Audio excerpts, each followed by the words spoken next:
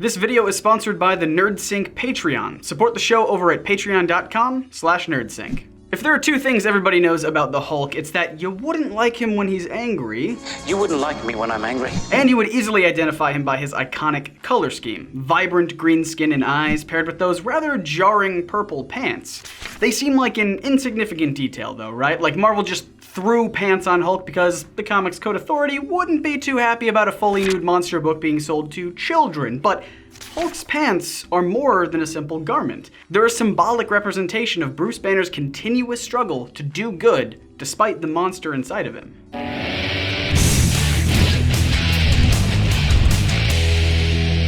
As you may know, Hulk wasn't originally green. That detail wasn't introduced until his second issue in July of 1962. A lot of thought went into the color of the character. Writer Stan Lee and colorist Stan Goldberg went back and forth deciding which color they thought would best suit the character. They didn't want red, they tossed around the idea of green, but Goldberg said the perfect color for the Hulk was orange. The problem is that, just a few months back, Marvel had made a huge splash with their team book Fantastic Four, which already featured a strong orange monster-like character in The Thing. So Lee suggested gray as the Hulk's primary color, and Goldberg fought Lee on the idea, explaining that it wouldn't work because the limited color technology at the time made it hard to keep gray's one consistent shade from page to page. But as with most creative decisions back then, Lee got his way, and the Incredible Hulk debuted as gray. However, Goldberg's concerns proved true. The gray color changed from page to page and even panel to panel, and when Lee saw this, he and Goldberg decided to give Hulk a new color that was easier to keep consistent. For his second issue, they decided to make Hulk green. Hulk didn't have a costume in his first issue. He was simply a man that would become a monster when the night fell. As such, Hulk was often adorned with the tattered clothing of Bruce Banner. He first showed up with blue pants and an orange shirt, perhaps echoing Goldberg's desire to make him orange without actually making him orange. But later in that same issue, we see the dawn of the purple pants. In the first few issues of Incredible Hulk, we saw the pants go through as many transformations as Banner himself. As a tattered purple jumpsuit, full-length torn-up pants paired with a white shirt that had almost completely fallen apart, simple and clean trunks, etc. Despite the style, one thing was made clear. Hulk wears purple.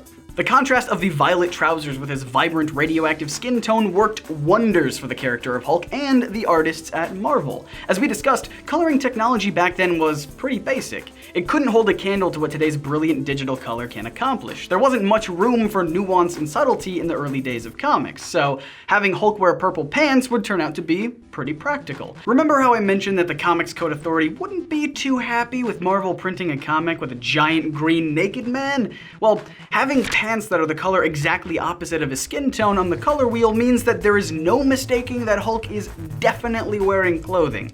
Even if the details of the lines were too small to see, the color would jump off the page. The colors in comics were bright and bold, made to catch your eye with contrasting, almost harsh tones. Scott McCloud explains that such use of strong color was less expressionistic and more iconic. Readers could follow their heroes from panel to panel with ease simply by spotting their particular color scheme. Eventually, the colors alone would symbolize the characters. I'm sure you could probably recognize some of these characters based solely off the color patterns here. While bold competing colors meant that comics struggled to achieve any emotional impact through color work alone, this technique did help turn comic book characters into symbols.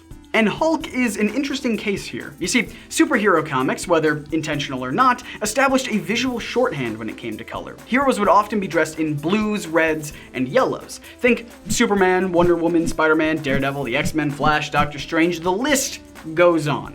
But with villains, artists tended to use greens, purples, and oranges. Joker, Green Goblin, Doctor Doom, Dr. Octopus, Lex Luthor, Mysterio, and a pantheon of others. There are, of course, counterexamples for all of these, but the idea represents a trend, not necessarily a rule. When you look at the Avengers, you see Iron Man, Captain America, and Thor all sporting reds, blues, and yellows.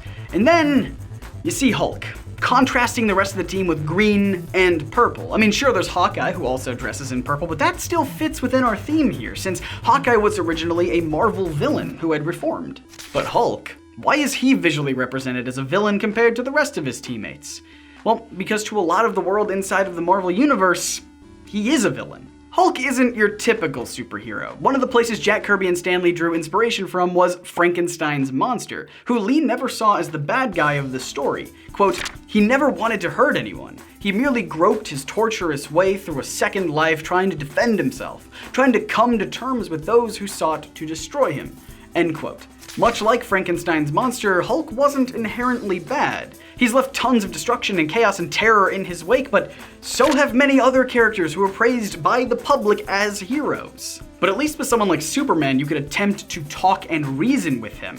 Hulk, on the other hand, is mostly seen as a mindless beast, a green and purple force of nature that is as unpredictable as he is powerful, and that is terrifying. This led many in the Marvel Universe to paint Hulk as a villain, even his fellow superheroes. The Illuminati believed Hulk was too dangerous for Earth, so they shot him off into space. When Hawkeye kills Bruce Banner in Civil War II, spoilers, by the way, Hawkeye is acquitted in court, and it's revealed that many are happy to see the Hulk dead as they saw him as a constant threat. Banner himself even sees Hulk as a villainous monster. Much like Dr. Jekyll and Mr. Hyde, another one of Lee and Kirby's inspirations for the character, certain stories show Banner fearing his transformations into the Hulk, ultimately attempting suicide to rid the world of the beast. I didn't see an end, so I put a bullet in my mouth and the other guy spit it out. Modern comics have the luxury of not needing to be limited with their color palette. Hulk could wear jeans, suits, high-tech armor, or even just normal clothes.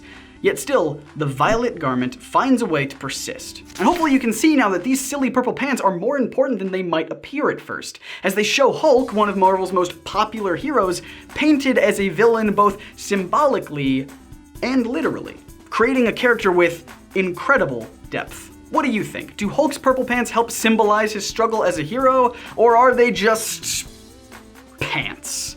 Let me know what you think in the comments. If you like this video and want to support what we do, head on over to the NerdSync Patreon. For small donations each month of as little as $1, you could help out the channel while also getting some great rewards, like access to the NerdSync Discord server to chat with us directly, early access to new videos before anyone else, and a monthly comic book club where we all read a comic book and chat about it over a call. It is always super fun. I hope you can join the next one. Head on over to patreon.com/nerdsync right now and become a NerdSync patron today. All of us here really do appreciate and love you for it. Want more videos on why superheroes are designed the way they are? We've got a whole playlist about why superheroes wear spandex, capes, underwear on the outside of their pants, and more. Click right here to learn all about that. We also talked a little bit about the Comics Code Authority in this video, so if you want to learn more about that slice of comics history, we have an excellent video right here that you can check out. Links to these videos, as well as sources and further reading, are in the description, as always. If you're new here, make sure you hit that big sexy subscribe button so you don't miss out on all the new videos we make for you every Monday, Wednesday, and Friday that explore the history, science, art, and philosophy behind your favorite comic book superheroes. My name is Scott, reminding you to read between the panels and grow smarter through comics. See ya.